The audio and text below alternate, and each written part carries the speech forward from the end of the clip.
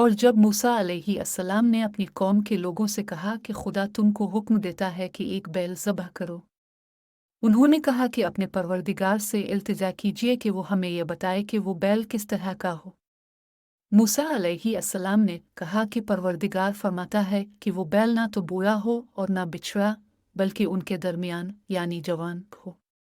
जैसा तुमको हुक्म दिया गया है वैसा करो। उन्होंने कहा कि परवरदिगार से दरख्वास्त कीजिए कि हमको ये भी बताए कि इसका रंग कैसा हो।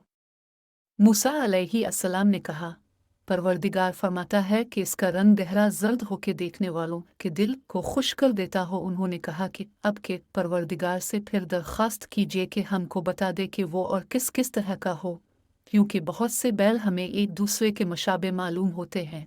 फिर खुदा ने चाहा तो हमें ठीक बात मालूम हो जाएगी। मूसा अलैहिस्सलाम ने कहा कि खुदा फरमाता है कि वो बैल काम में लगा हुआ ना हो, ना तो ज़मीन जोतता हो और ना खेती को पानी देता हो, इसमें किसी तरह का दाग ना हो।